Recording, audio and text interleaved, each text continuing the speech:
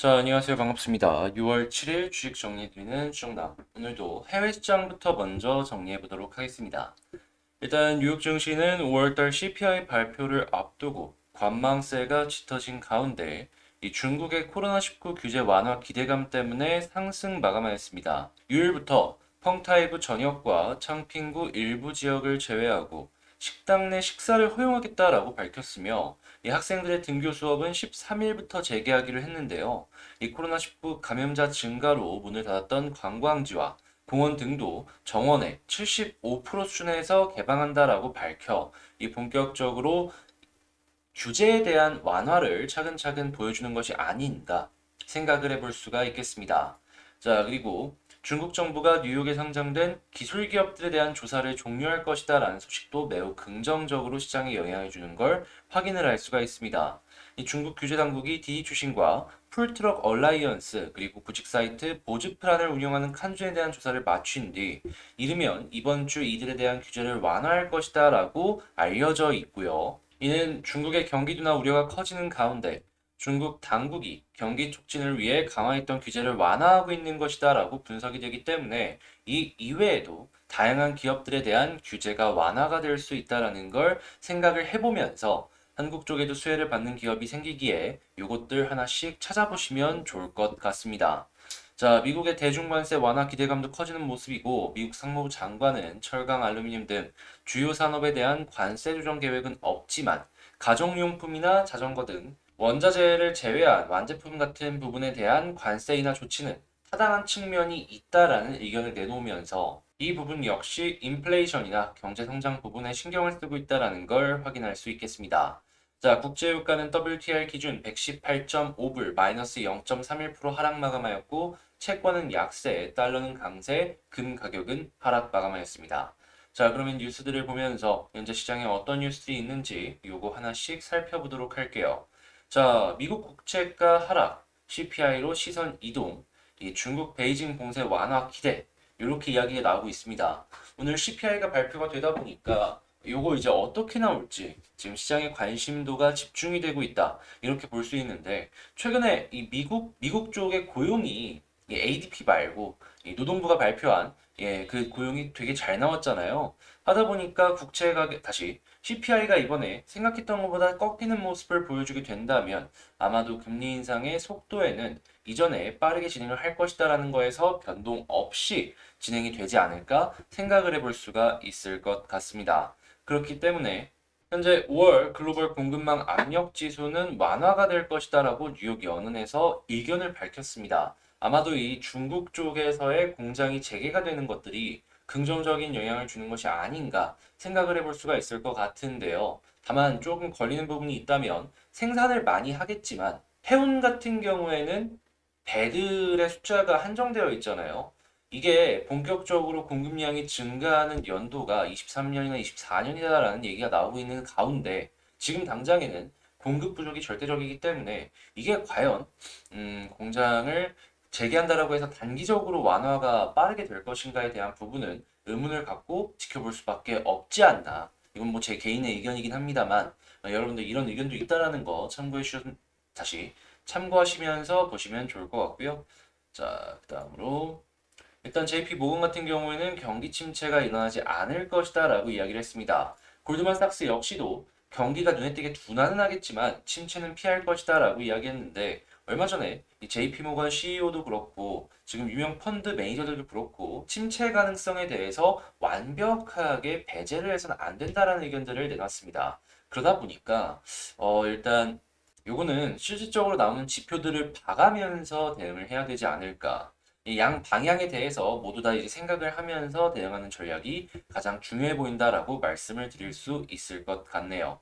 자, 그다음으로 월가 전문가 연준 11월 중간 선거 전에 금리 인상 일시 중단을 할 것이다라고 예상을 한다라고 얘기하고 있습니다. 자, 반대로 얘기를 한다면 이 이전에 속도를 조금 더 낼 수도 있다라는 것이겠죠. 그러다 보니까 자, 그다음으로 중국 상하이 봉쇄 해제 희비 철강 가격 다시 꿈틀 조선은 긴장이라고 하는데 이 중국 쪽 같은 경우에도 조선이 굉장히 저가로 많은 양의 물량을 찍어내다 보니까 강세의 모습을 보여주고 있잖아요.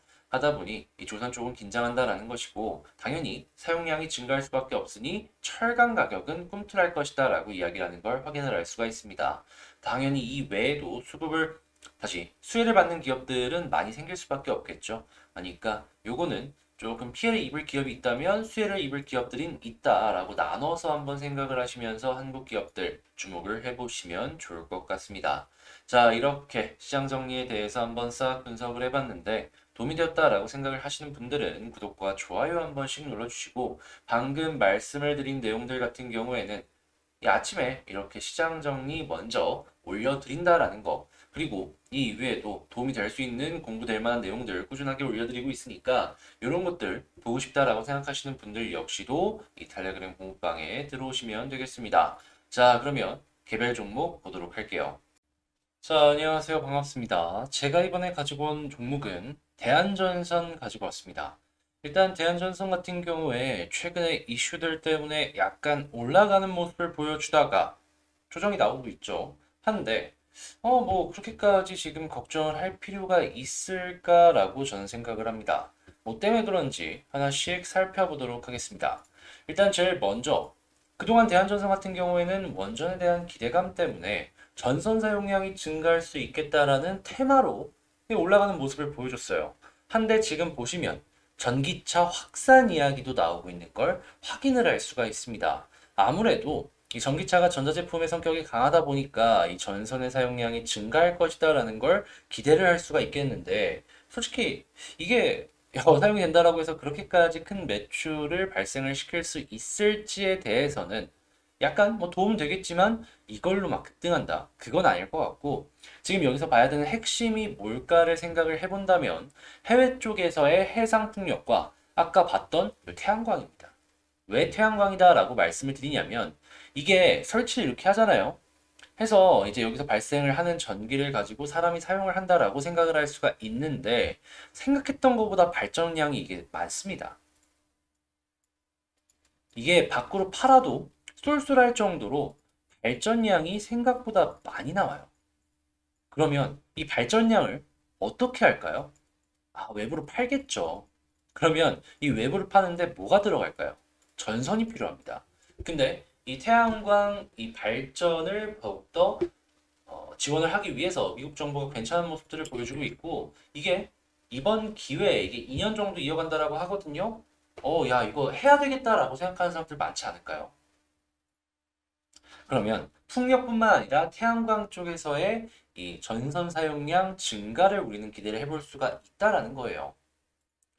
자, 그리고 이 이외에도 지금 중국 지역에서 상하이를 필두로 이번엔 베이징 역시도 봉쇄가 풀렸잖아요. 공장이 이제 풀로 돌아갈 수가 있다라는 겁니다. 자, 그러면 구리 가격이 지금 그 기대감 때문에 올라갔는데 다시 한번 올라갈 수 있겠죠. 이전 고점 그 이상도 한번 갈 수 있는 걸 우리는 기대를 할 수가 있다라는 겁니다. 자, 그러면 당연히 구리 가격 올라가게 된다면 이 대한전선 같은 경우에는 판가를 인상을 시킬 것이고 판가가 올라간다면 영업이익률이 일정 수준을 유지를 한다는 걸 생각을 한다면 영업이익 자체도 올라간다는 걸 기대해 볼 수가 있겠네요.